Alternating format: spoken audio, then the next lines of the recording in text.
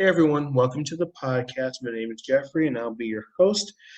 Today is our part four of our marathon podcast of the musicals. Our first three parts talked about 1776, Bloody Bloody Andrew Jackson. Then last time we talked about Hamilton. And of course, my guest is still Ingrid Sorensen, and we're gonna dive back into our last bit of Hamilton, and then we're gonna do a compare and contrasting of the three musicals. Well, I guess I will start off with my favorite songs of Hamilton. My top three are at number three, Washington on Your Side. Number two, Wait for It. And my number one is One Last Time. So I like One Last Time because it shows how Washington grew more unpopular during his time as president. He had a lot of controversial topics. He had the Whiskey Rebellion and a fracturing cabinet. So he had tried to be objective when he started his presidency with his cabinet choices, but they still fractured into different parties and political belief systems. Leslie Odom Jr. and wait for it chose Burr's ambitions with life and political career. He was willing to do anything and wait for the right opportunity.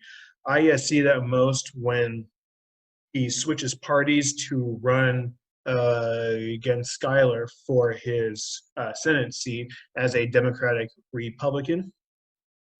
And then Washington on Your Side shows how Hamilton became indispensable to Washington and how Hamilton rose through the ranks with him. He has splintered other relationships that he had with cabinet members and friends to get his life and political career started. So those are my three, but I'm more keen to know what your three So I have a quick question for you that you can answer at the end while I give my explanation. So kind of harkening back to the Bloody Bloody Andrew Jackson question, is there something that you wish they delved more into the musical Hamilton? Okay, now I'll give my explanation to your question. So I'm really appreciative of the fact that both of us did not pick the more popular songs to discuss. So when Hamilton first hit Disney Plus, and I knew a bunch of people were going to be watching it and wanting to discuss it. I'm sorry. I had put my top five out there, and of course, people are like, "Well, you didn't have Satisfied on there, or you missed Dear Theodosia." I'm like, first of all, Hamilton has a lot of songs, so it's really hard to narrow it down to five, much less three. So, and I'm the loser that people always make fun of me because I love ballads and sad songs. So are. my top three are at number three, it's Quiet Uptown. At number two, it's Wait for It, which is actually the same rank as yours, and we picked the same song. Number one is Hurricane. So the reason I chose these songs is because when I hear Hurricane, I personally always think of my parents. It's got a sentimental value for me. Like Hamilton, my mom came from an island country and settled in the United States. In her case, she grew up in Cuba and moved to Miami at the age of 17. Similarly, she lost her mother at a young age too. She didn't know any English, and she enrolled in high school to assimilate and earn an education. She would also go on to college, establish a career, and eventually successfully complete a graduate degree. Additionally, my father also, in quotes, wrote his way out into graduate school and a career as well. This song reminds me of my parents' inspiring stories and the importance of education. Okay, I'll stop trying to be super sappy now and then transitioning to the next two. So we both picked Wait for It as our number two, but we had very different interpretations or meanings behind it.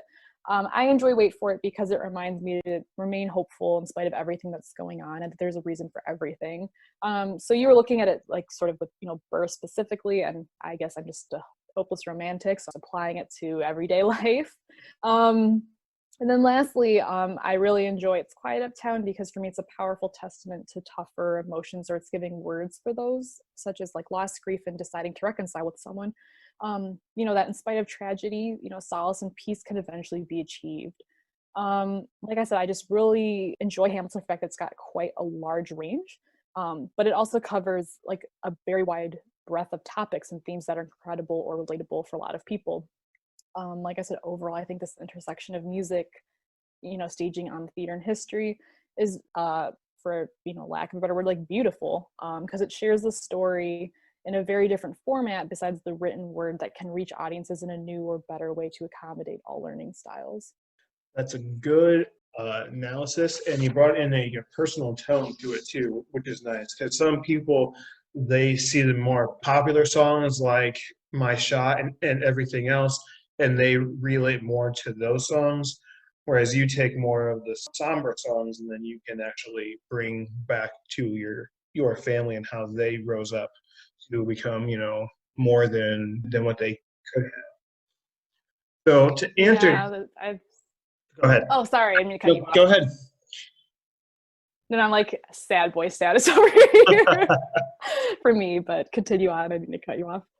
All right. So to answer your question about what I think that they could add or whatnot, I would have liked to see just a little bit more of his life in the Caribbean because that was such a learning style for him where he Mm-hmm. is in a slave society and he sees slaves every day and then he Mm-hmm. also is he's working for the company to work with sugar and all the other cash crops of that area and he can't even afford to buy any of those crops. He can't afford to buy slaves, nor does he desire to own slaves. But I think that really shapes his later life more so than other aspects.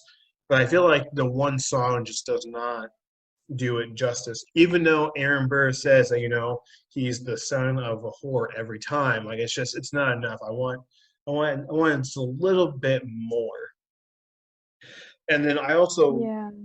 wanted to see a little bit more of Lawrence and Mulligan because they are in the musical, but we don't know a lot about either one of those besides Mulligan is a spy and Lawrence wants to free slaves and form black regiments, but their characters and belief systems are essential to Hamilton's ideology, and that's to me who he becomes friends with is very important.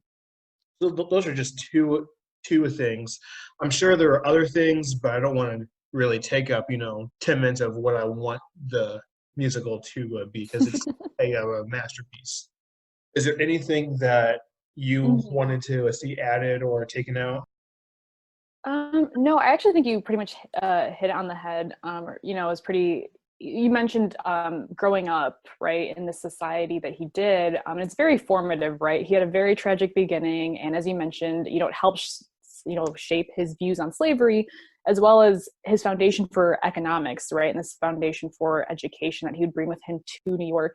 And as you mentioned, the musical kind of hints at it, but I don't think people truly understand how close he and Lawrence were, and by extension, Mulligan and Lafayette, I should include him, but Lafayette's a little bit better known. Just how, especially at Valley Forge, how Hamilton, Lawrence, and Lafayette really changed Washington's views towards slavery, right?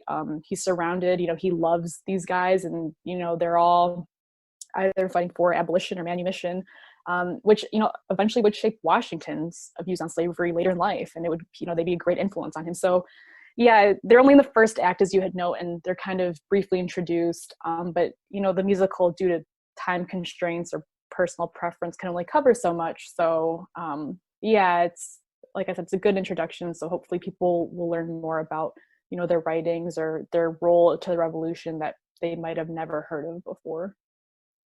Yeah, definitely. So with that, I do want to go into a quick compare and contrasting of the musicals and other things because we got about 9 minutes left of our podcast, so I think we can get a good conversation going. But before we do any of that, I just want to talk about how the parallels that I see with Ben Stephenson. Since we are doing a podcast for the Stephenson House, I just wanted to bring him in here real quick because I see a lot of parallels between him and the other figures that we see, especially with Hamilton, because Ben Stevenson grew up not in the best family either. He wasn't, the firstborn son. He actually married up just like Hamilton did. So his wealth came from his wife. And then when he got into a position of power, grew his wealth just like Hamilton did. And he died rather young too for his age. He only died in his 50s, and Hamilton died when he was 49. So I mean, it's pretty close, Yeah, in and his they're 40s. about the same age. So I see a lot of parallels. And then views on slavery, I kind of see that with 1776 and Hamilton and Bloody Jackson, because the Stevenson family owned slaves, but then later on in life, Lucy Stevenson was chartered the first black school here, and then I feel like their views on slavery may have changed over time. Even though that they owned somebody, they still wanted to have someone able to teach them the reading and the writing. I can't say whether they believed in slavery towards the end of their life, but I think that kind of shapes. So do you have any comparing and contrast that you want to do with any of the three musicals? So that was really fascinating. Like I said, because as you mentioned, Stevenson was contemporaries with these guys. So to see where they kind of overlap or diverge is fascinating. I do think one theme that occurs through all three, so 1776, Andrew Jackson, and Hamilton, is the concept of legacy. So in 1776, Franklin claims that he, Adams, and Jefferson will be, in quotes, immortal due to their part in writing the Declaration. Andrew Jackson, Bloody Andrew Jackson, Jackson addresses his legacy as, he thought he was good, right? He viewed himself as a uniter in the final scene. Since, he's like, under my presidency, the U.S. gained more land, of course, at the expense of natives. There was a forced peace since he didn't let South Carolina secede, and he championed himself, as a fighter for the common people since he was a people's president. And then in Hamilton, it's constantly haunting him throughout the entire musical, but it's especially prevalent in The World is Wide Enough, right? So how do they get remembered? Is it positive? Is it negative? Is it complicated? It's a little bit of both. So I think that's one common theme, and I'm sure it's because, they're historical musicals. So how do we remember them today? And has our understanding of these persons or historical figures changed based on their portrayal? How about you? Do you have a response to that, or do you see any of that? Yeah, I definitely see that they're all concerned with how history will represent them, because they're all trying to do something monumental in their lifetime. I also see the characterizations of the minority groups, because each musical talks about a minority group, whether it's the natives or it's the people of color as slaves. They all try and bring that into their musical. Sometimes it's not the overarching theme, but it is a battle that every single one of these musicals has to decide what they want to do on.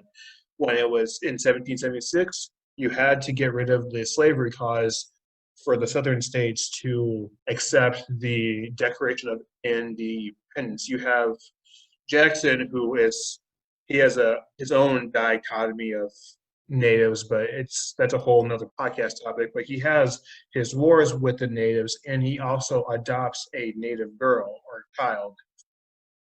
And so then we get to Hamilton, where you have this agency of seeing people of color talk about owning slaves in this musical, which is just fascinating to me to begin with, where you have Chris Jackson, who portrays Washington, and Chris Jackson is a person of color talking about owning slaves. John Lawrence, he's a person of color in this musical, and you can see that the emotion that they have when they talk about writing about slavery and freeing slaves. So I see that as a common thread through most of these historical musicals. So that's one common thread that I saw. Yeah, for sure. I think there's a couple of other general ones too, like, so spirit, kept being invoked in 1776, and like liberties and freedoms, for pretty much especially 1776 in Hamilton, because it was literally a revolution, right? Fighting for independence. So, some of the topics that came up, it's like, should we surrender liberty or freedoms in times of danger, which I think can be seen, today as people are sort of wary of the government, right? Especially during a time of COVID and, the mask debate, right? So that's sort of one area that I'd seen overlapping too, is like just fighting for freedom and liberty. As you mentioned, especially a bigger one with race is slavery, right? So freedom at this time meant something very different for people of color versus whites, right? White males, and especially elite white males, right? Yeah, So definitely. that's one that's covered, to piggyback off of your point. But I think we can carry that through to Bloody Bloody too, because we have the expansion of the country at the expense of the natives. So it's their liberty and their freedom to remove these people from their lands. Even when, like, let's say the Cherokee accept Yes. their Oh, laws, we still see that we have the freedom to manifest destiny plays in, where you all need to get out because we are the rightful owners to this land. So I think they can all be played into freedoms and liberties and everything else. Yeah, and to piggyback off of legacy and how it's complicated, and you mentioned agency too. So one of my favorite moments is, Hamilton discusses a lot of honor, which I feel like, because all of these were men in high places, kind of had this idea of honor, how they wanted to act and, be perceived. So I'm not sure if you knew this, but Hamilton, the night before the duel, before he died, he wrote a statement regarding the duel with Burr. So he wrote this before, he even, knew he was going to die, right? Because he didn't know what would happen. But he did write a statement, and in which he announces he bore no, quote, ill will towards Colonel Burr, and, end quote, outside of their political opposition. He goes on to say that while he strongly opposed dueling, this event made it impossible for him to avoid this interaction. As a result, he had, in quotes, resolved, unquote, to, in quotes, throw away, unquote, his first shot, and even the second one, if given the opportunity. As in many of the other cases, this is an example of Hamilton just having to publish his opinion. And in this very specific case, he made himself look so sympathetic and such a victim that America was so infuriated that, Burr was charged with murder. Yeah. In some states, which is kind of nuts. And speaking of political division, it's just kind of crazy. Yeah. Yes, it Because if is. both men had simply come to an agreement, they could have avoided the whole bloody situation.